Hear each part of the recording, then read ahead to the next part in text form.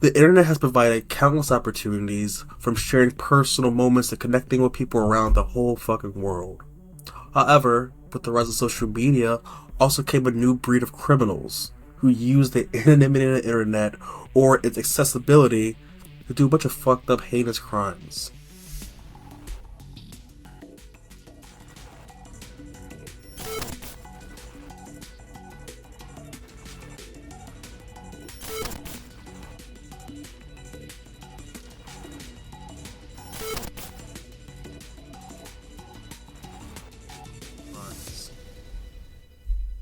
And on that note, welcome back to Bros of Murder, the podcast where we cover true crime cases of color and play music from artists you probably never heard of. Yeah, it's me and Kelly here.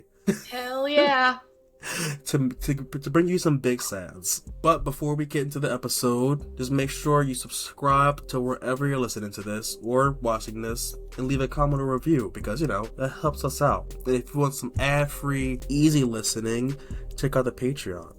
I would prefer you listen than watch, but yes. Thank you, love you all. Don't look at me. My mom said I got a real face for radio. Oh, no, she didn't. No, she'll get upset if she hears this part. They ain't lying to me on the internet. Now, join us as we uncover the twisted minds behind some of the most disturbing posts we've seen on the internet to date. So, Kelly, start us off. So, on today's episode of Why I Hate Men, this one is a doozy. It's not so much like necessarily the horrors of the internet. It's more just like, I don't even have words for it. The horrors of men. Yeah, so there is this guy who became this huge TikToker. His name was Ali Abulaban. So just to kind of start out the story. So him and his wife had been living in San Diego for a few years before, things kind of started to go downhill, which one thing I learned that was really freaky is I don't know if they both did, but they used to live in Virginia, and they used to live in Manassas, which was not far from me. That's a place I used to go all the time, especially for work. So, don't like that. Anyway. Manassas. Manasshole, just kidding. If you live in Manassas, you're cool. Unless your name is John, you know what you did. Or Ali. We're gonna find out what he did. I don't think he lives there anymore. I think he's in jail, hopefully. So he started making comedy TikToks. Popularity soared until he eventually gained almost 1 million followers. So I think before the events that I'm going to tell you about take place, he had about 950,000 followers, which is a pretty big fucking following. And I think he was getting popular 2020, 2021. Most of his skits included impressions of Tony Montana, one of his favorite movie characters. And it would be skits of him playing Tony Montana, but in other scenarios. But for months there were reports of domestic violence between Ali and his wife Anna. Once she even went to their neighbor's door asking to use their phone to call police, because he had taken her phone. He was never arrested for any of those incidences though. So eventually Anna asked him to move out of their shared condo in October of 2021. Despite him staying at a hotel, he made a copy of his key to keep for the condo and installed a listening app on his daughter's iPad. When he did that, he also trashed the condo. Oh, of course he would. Yeah, he obviously used the app to surveil his wife, so to listen in on her and all this stuff. And eventually, on October 21st, things truly escalated. Using the listening app, he could hear his wife conversing with a man he didn't know in his former home. That sent him into a rage. He says in his own words that he freaked out and begged God for her to not be having sex. He eventually gets... What? It's what God got to do with this? But he eventually gets to the condo and lets himself in and sees her and a man named Rayburn Barron on the couch. From there, he says he lost control and he doesn't know what happened. He later calls the police and claims that he found them dead on the couch, both having bullet wounds to their upper body. The dispatcher he is on the phone with tells him to remain at the scene, but he leaves to go pick up his daughter from school to keep her safe. But is eventually pulled over and arrested on the highway with his daughter in tow. Despite having told his daughter that he hurt mommy, as well as confessing to his mother that he was responsible, he maintains that he did not kill his wife or her friend. How old was the daughter? 5 years old. Why would you tell her that? Why would you do anything that this Yeah, man oh has yeah, done? I mean, I don't think, yeah. But he has been charged with 2 counts of first-degree murder and has pled not guilty. I don't know how, especially, I mean, even just the video I sent you to play later on, it's just like, how are you gonna say these things and be like, yeah, no, they weren't dead when I got there, but they were dead when I left? Like, I overheard them, I drove directly there, and then I called the cops because they were dead. Somehow someone got murdered. Yeah, like, oh, did someone just sneak in the apartment while you were driving there to kill them because you were mad? I don't know, maybe he's gonna try an insanity plea. I was trying to find any updates on the case. I found some court documents, but I don't think it's finished yet. It only started, like, last September, but I don't know. I don't know how that stuff works, and, like, I don't know why they wouldn't post anything about it. There were, like, no updates, unfortunately. I mean, it could depend on, like, what's happening with the case. Like, maybe, I forget what the term is, where they don't allow any information to get out immediately. But like, some of the trial has been, like, televised, or not televised, but it was on. There was a clip on A&E that I watched. So maybe it was just taking a minute. I will also get to. So he claims that he lost his whole world, but still said in an interview when asked if she could see other people, he said, "Not while I'm married to her." Like, you're not really making a great case for yourself. Like, someone sounds very guilty. Yeah. So, and in both a video interview with Fox 5, which is the one I sent you, and A&E court footage, Ali comes off volatile and very easily provoked. So if you want to play that now. Yes. Oh my god, I caught her, oh my god, there's a man. And then guess what? Right here. Nightmare, R&B.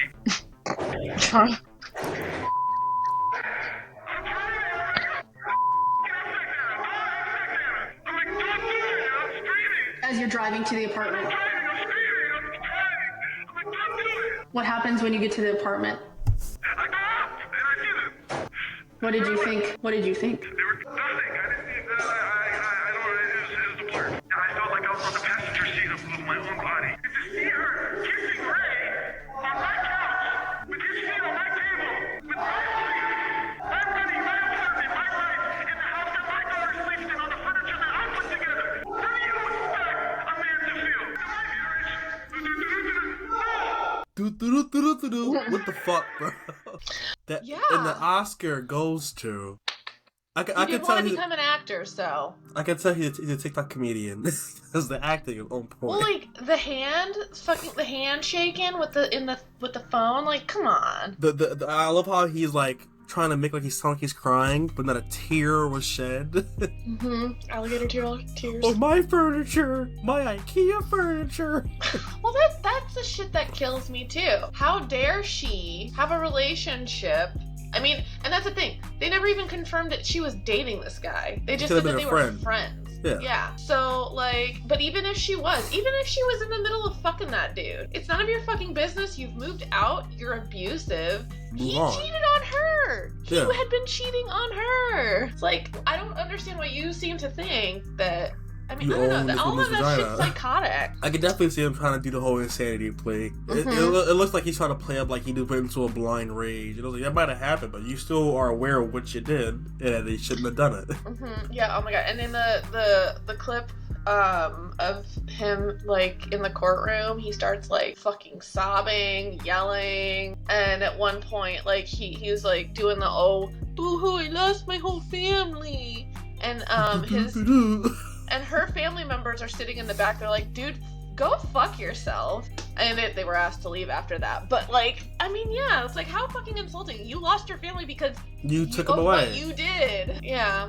I just love that, too. It's like, when men like that are like, oh, they ruined our family. It's like, your family was ruined by your own actions. Like, don't hit your wife and don't stick your pee-pee in other women. It's apparently that's very hard to do, especially without getting violent about it. Yeah, which, I mean, and like I said, like if you see the way that he reacts to even just those basic questions, it's like he's very dramatic. Yeah, it's very dramatic, and I mean, if he's gonna be that reactive, what else? You know, like how is he gonna react to something he doesn't like that his wife does? I mean, or his child? You know, I mean, there were reports, and like I think even some of her friends were saying that he had been hitting her. I mean, if he's beating his wife, is that a far jump to like beat your daughter? Nope. And she was in the process of divorcing him, so I mean, she kicked him out. So yeah, I mean, like in my opinion too. I mean, not that like it even matters, because even if she had cheated on him, it doesn't justify his actions. No. But like, she's kicked you out. She's filing for divorce. Like, she owes you literally nothing in the way of, like, fidelity. No, after she kicked you out, that should have been... I'm pretty sure she had a conversation about how it was over. Like, you're literally staying in a hotel, and you had to make a copy of your key to be able to get back in and, like, trash shit. You're not together anymore, even if you are legally. I mean, this kind of shares not a lot, but some things with my case. So a Louisiana man has been charged with the murder of a woman he stabbed to death in his own vehicle. Now, Earl Lee Johnson Jr., age 35, appeared to have been on a extensive drug bender with the victim Janice Davis, age 34, for several days before the attack happened. And his attack, mind you, was live streamed on Instagram. Oh, fun. The Instagram live stream showed him torturing, stabbing, and choking the victim. And after being notified by a user, the Louisiana State Police arrested Johnson on Monday, so a couple of days after the murder took place. So, according to authorities, Johnson admitted to killing someone, quote unquote, when questioned about the attack in police custody. Yeah. No, she's on my Instagram and shit. This shit happens. It's whatever. It's like, bitch, I you're gonna admit to killing someone, you might as well just say their fucking name. So the police found Davis's body in the car's front seat with her hands bound and her body bloodied from about 10 different stab wounds. Johnson had recorded himself beating David on his phone, all while appearing to talk to people on his live stream that were commenting on the Instagram video. Shockingly, he also attempted to set his own car on fire with the body inside of it to get rid of evidence. Jesus Christ. Brilliant. I'll live stream it and then partially burn my car. They'll never know. But live streamed it and was commenting and talking to people on the live stream. So the attack occurred in a parking lot of an office building in Baton Rouge, Louisiana. The authorities believe that Johnson and David had been on like a 3 or 4 day drug bender using heroin and methamphetamine. It's still unclear exactly how they knew each other, but in a lot of different articles, it was said that they were dating. Some said they were just friends, but either way, they had some sort of relationship to where as though they could hang out and do drugs together for 4 days and it not be like weird. I just assume you wouldn't go on a drug bender with someone you really didn't know. I mean, you never know. I mean, you never know. The video was initially reported to Instagram because it also made its way to Facebook, so Meta really had their hands all over this. The video kept being downloaded and reshared, and it was an issue for the family to see that, and it took a while for it to be removed on all platforms. As well as they can get rid of a fucking nipple, they can't, like, the fuck? You know what I'm saying? My account gets banned every 5 seconds over memes, but like this dude could have his video stay up of him murdering someone. And Meta spokesperson Stephanie Ottawa stated that the company had removed the video from his platform, disabled his accounts and any accounts resharing it, and would, quote-unquote, support law enforcement in their investigation. But the thing here, too, though, is it's like, obviously they have some kind of, like, algorithmic thing. Like, there's no humans behind it reviewing this shit. Well, but, yes. But what I'm saying is, like, they have some kind of algorithmic technology that, a nipple, gone, immediately. Yeah. But if you have a video that's that level of violent, it's gotta have some kind of, like, coding that's the same in every video that's reshared, that it can just like wipe all of them off of, you know what I'm saying? Yeah, or at least like YouTube, get some human reviewers in there to like actually, when something gets flagged enough to watch it themselves and be like, oh yes, delete. Yeah, like with the metadata on a photo. If like, if all of these things are the same, we can just wipe it immediately, or anytime it's uploaded, it's gone. But they don't do that. No, they don't give a shit. They just don't want you to share racy memes or say that all men are trash. Or show female nipples. Now, Meta has grappled with live videos showing shootings and other violent acts in recent years. The company still struggles to accept its role in, I hate the word policing, but policing content on its platform. For example, in 2017, 3 men in Switzerland were arrested for raping a woman and streaming the assault live on a private Facebook group. And in February that same year, 2 radio journalists in the Dominican Republic were fatally shot during a Facebook live broadcast, and it still played. Like, they didn't immediately take it down, they didn't immediately stop the broadcast. The videos Which were is, still like, being shared. wild to me because like I expect that shit on Reddit. That's Yes. like Reddit is just Or, like, a Twitter. fucking cesspool. Yeah, but like I don't expect to see a fucking dead body on Facebook. I mean, with all of their rules and shit, like I've seen multiple dead people. Yeah, People so have I. dying on Remember that Facebook. it was like a year or two ago, that girl I have a who feeling I know what you're gonna say. got into a car accident with her sister, and her That was sister before like the pandemic, but yeah, I watched Yeah. that. And the thing that kills me the most before you like go super into it is like it said like girl learns consequences of bad or texting and yes. driving, and I watched thought the exact video.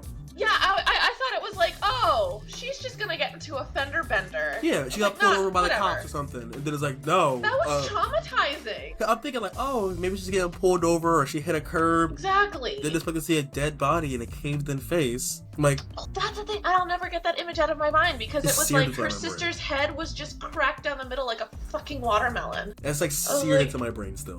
Yeah, that one, and then like there was another video I saw of this pregnant woman who found out that her boyfriend had just knocked up her mother, and so she killed herself. She jumped Whoa. off the like bridge or off a building, and they show the whole thing, and I'm like, what the fuck? Which kills me. They left it on Facebook, but they just did that little like eyeball thing. That's like Oh, this that's might be fucked. sensitive content. It's like so you know that this is fucked up and it shouldn't be on here. I need more of a trigger warning than that. Yeah. 'Cause Well, now, yeah, because that that was doesn't the really thing. help. Because like. it's like you blur it. I'm gonna want to click on it now. I'm a human. Well, yeah, you gotta give a little bit of context because, like, okay, if it's just like something that's like semi-sexual or like a little fucked up, like kind of gross, Yeah, that's one thing. Watching someone die, completely different. quite a departure. Yeah, so the live stream in question of the brutal attack has obviously shocked the Baton Rouge community and beyond, highlighting the need for greater efforts to tackle not only drug addiction and mental health issues, but how social media interacts with its users with violent content. Because the video should not have been up long enough for people to be commenting during this murder, just chit-chatting with this guy as he's torturing and stabbing a woman to death. Oh, I didn't read the comments. So some were, bruh is beating her ass, the one I'm looking at right now. Another is, damn, let her go. It's That's like, why not? terrifying. Yeah, no, I feel like part of it is like the people watching it feel disconnected, but it's like you're literally watching someone getting beaten, tortured. I will say that is one thing that blows my mind, that with some of the shit that you see, it's already bad enough that people are doing horrific things, but then you see the comments and like these people just don't have souls. It's like they're completely devoid of like compassion or like awareness. I don't know. Yeah, man. of like the gravity of what you're watching. Not just Yeah. watching, like you're watching it real time and participating in it. Like you're talking to Well, I this mean, dude. that's the thing too, right? Like, I know, I'm not gonna have like the good eloquent words for it, but I remember like hearing this thing about how it's one thing to commit acts of violence, but it's also like considered just as evil to watch these acts of violence happen and do nothing. Yeah. Like, you're just as culpable. If you're bystander just effect. like, yeah, well, you know what's funny? The bystander effect is not, at least the case that it comes from is not actually accurate. Oh yeah, because in that psychology case, a lot of people did call the police actually, right? Mm-hmm. Yeah. I wonder how So, that correlates. I would love to have them do that same like experiment, I but know what it online. is. It's the something to the effect of like the banality of evil, like the whole thing with like politics. Like, we know the things that the politicians are doing are fucked up, but because it's boring and because it's not like these specific Salacious. things, yeah, people just let it go because it's like your shit erodes over time. Actually, I was talking about it with a friend earlier today. It's the same thing with like abusive relationship. And I know that it's not a correct metaphor because this was based on a science experiment that was flawed, deeply flawed. But we all know that whole thing about the frog that's in the water, and the water slowly gets heated up until the frog boils to death. Yeah. So, well, one, the frog was drugged. So that's not actually accurate. Like, if it got that Oh, the hot, frog was drugged? yeah, the frog was shit. drugged. So it would have eventually come out. I mean, when you let the bathtub get too hot, you'll get out. Yeah. That being said, there is a certain level of like truth to that idea where, like, you know, if your partner is abusive, they seem fine at first, and it's like every, I don't know, couple months, it just escalates just a little bit. Eventually you get to the point where like it all seems normal. Yeah. You know, you'll get to a point where your partner is saying like really fucked up shit to you, like That's just your normal Tuesday. exactly. Like, oh, but they're not hitting me. Oh, well, he hit me, but it didn't mean anything. Well, I should have did blah blah blah. I know they hate it when I don't do that. Yeah, they hit me, but it's because I provoked them, and I don't know. The fucking psycho abuse. So these cases were fucked up and wild. And if you want to hear some great music, stay tuned. I got something juicy for you because I have great eclectic taste. I had to keep reiterating myself. And if you want to hear a crazier case, check out our last episode. Also, go to the comment, tell us how cool we are and that you love us. Yes. Comment on our Instagram and tell us how pretty we are. Tee-hee. Mm-hmm. Tee-hee-hee-hee-hee. Yeah, kisses from the homies.